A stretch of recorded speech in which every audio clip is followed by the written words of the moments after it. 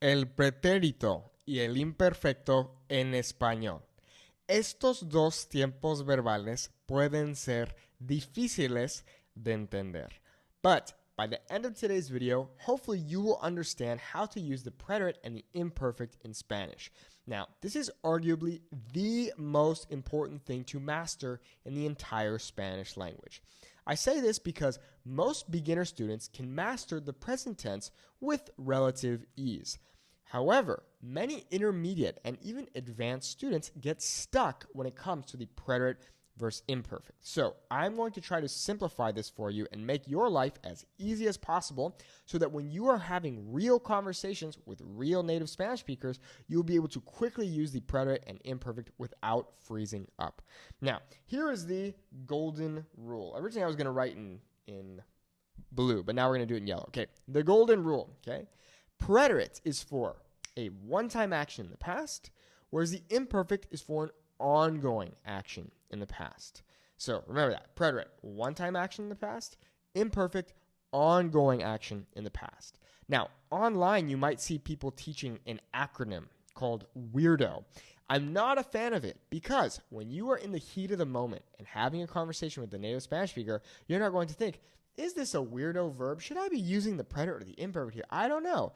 Forget about it. Just think, is this a one-time action in the past or an ongoing action in the past? So for example, I ate versus I was eating, or I ate versus I used to eat, or I went versus I was going, or I used to go, okay?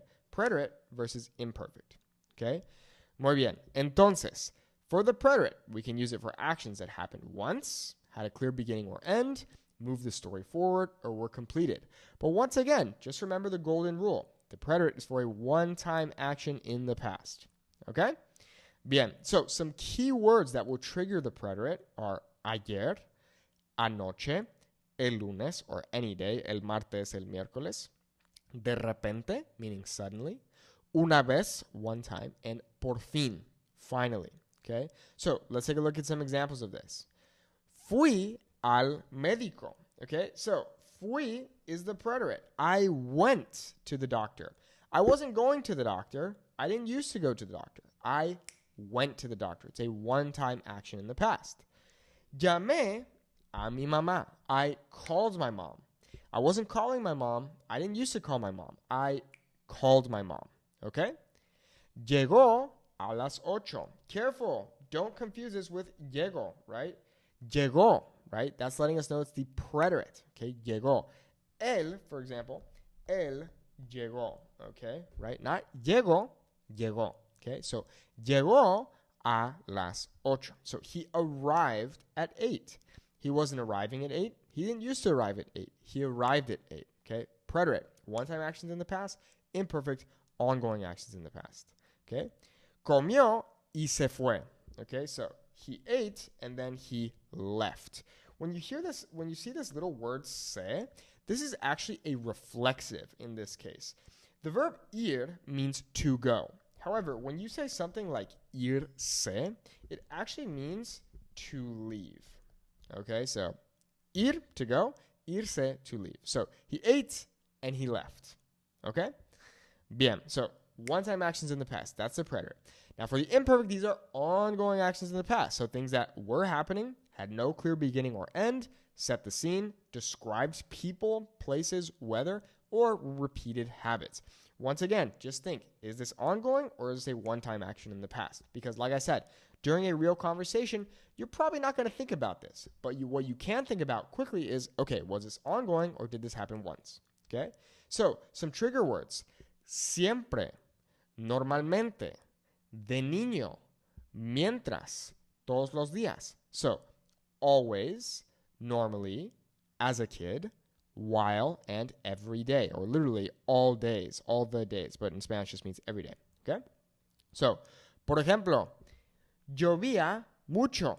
So, in this case, llovía is the imperfect, and this means it was raining a lot. Now, you can also say this, which you might have seen before. Estaba lloviendo mucho. Okay?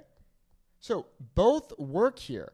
The key with the imperfect that it's ongoing in the past. If I had extra context in the sentence, llovía might take on the translation of it used to rain a lot. So for example, I could say, llovía mucho en mi pueblo cuando era niño. It used to rain a lot in my town when I was a kid, okay? But in this case, if I'm just saying llovía mucho, the translation is probably better as it was raining a lot. Now, if I were to say something like estaba lloviendo mucho, that is the literal translation. And there's no, room for, the translation could be this. Estaba lloviendo mucho is the literal translation. It was raining a lot, okay? Both work. For ER and IR verbs in Spanish, if you want to do this gerund or the progressive here, you're going to have yendo. And then for AR verbs, we'll have ando. So something like hablar, for example, would become hablando if you want to turn it into the gerund or the progressive. So speaking instead of speak, okay? So in this case, estaba lloviendo mucho. It was raining a lot. Bien. Tenía 12 años. I was 12 years old.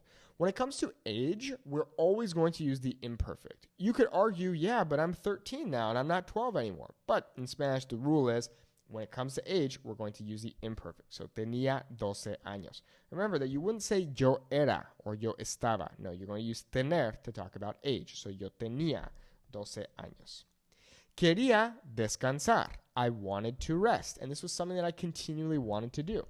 Careful with the word quise. It's much more common that we'll say something like quería instead of quise. Quise being the preterite. So if you're not sure when speaking Spanish if you should use the preterite or imperfect in a certain situation, my advice to you is to default to the imperfect. It might not be right 100% of the time, but instead of saying something like estuvo, for example, it's much more common that I would use estaba, for example. Or let's say I'm talking about the verb ser, meaning to be. It's much more common that with ser, I would say something like era instead of something like fue. Yes, we use fue, but it's more common to see something like era, okay? Which is the imperfect. So imperfect versus preterite, okay? Íbamos al cine todos los sábados. So this is from ir, okay? So we used to go or we would go to the movie theater every Saturday. This is an ongoing thing. This phrase right here, todos los sábados, lets me know this is something that we would do all the time or continuously. Now, I had said íbamos could be we used to go or we would go. Careful with the translation of would, okay, when talking about the imperfect. Why? Well, because many people will confuse this with the conditional tense. So, for example, I would go, but blah, blah, blah. Okay, I would go, but I'm busy, or I don't have time, or whatever. That is the conditional tense. That is not the imperfect, which, remember, is us speaking in the past tense. So I would go there all the time as a kid, right? So see how those two are different? Imperfect, past tense, whereas conditional is based off of conditions. So, I would do this, but I don't have money. I don't have time, whatever, okay? Bien. Okay, now let's take a look at when both of these appear in the same sentence. And it's very common that they do. Now, most times what ends up happening is the imperfect is going on and then it gets interrupted by the preterite. Okay? So, for example, hablaba con mi mamá cuando sonó el teléfono. Okay, so sonó being the preterite there. So, I was speaking with my mom when the telephone rang. Okay? Same thing here. Caminábamos por el parque cuando empezó a llover. Okay, so we were walking through the park when it started to rain or began to rain. A verb like empezar is pretty much preterite by nature. It's not common you're going to say it was beginning. It's more common you'll say it began. Okay. Estudiaba cuando mi perro entró en mi cuarto. So I was studying when my dog came in my room. Okay, so entró. So I was studying and the dog came into my room. He wasn't coming into my room. He didn't used to come into my room. He came into my room. One-time action. Okay, so the formula. Use the imperfect, set the background, and then the preterite for something that happened or interrupted. Now, we're talking about emotions and mental states. We typically use the imperfect. So, for example, Estaba cansado. So I was tired. And that was something that I was continually feeling. Remember, if you are not sure if you should use the preterite or the imperfect, just default to the imperfect. And you'll improve this over time. Queríamos descansar. We wanted to rest. And this is something that we continually wanted to do. There was no specific beginning or end letting me know that we stopped wanting to rest. Okay? Pensaba en mi abuela. I was thinking about my grandma. Okay? I was continuing thinking about her, and I didn't necessarily stop thinking about her. Okay? Now, if your emotion subtly changes, then we'll use the preterite. So, for example, me enojé. I got angry. I wasn't getting angry. I got angry. And I'm going to put some fire there to express my extreme anger. Okay? Me sorprendí. Okay? I was surprised, or I got surprised. I wasn't getting surprised, or I didn't start to feel surprised. I was surprised. Okay? Me alegré. I was happy, or I became happy. I wasn't getting happy. I became happy, or I was happy. Okay? Bien. Now, when talking about something like age, weather, or descriptions, we will always use the imperfect for these. So, like we had talked about, tenía 10 años. I was 10 years old. Hacía frío. It was cold. It's not common that you're going to see something like hizo, right? It's much more normal that you're going to see hacía, okay? Era alto y delgado. So this is a personality trait. This is something about him. He was tall and skinny. Había mucha gente. Había coming from the verb haber, meaning to have, or in this case, to be. You may have seen the word I, which is the present tense of this. There is, or there are. Había is the past tense of this. There were a lot of people.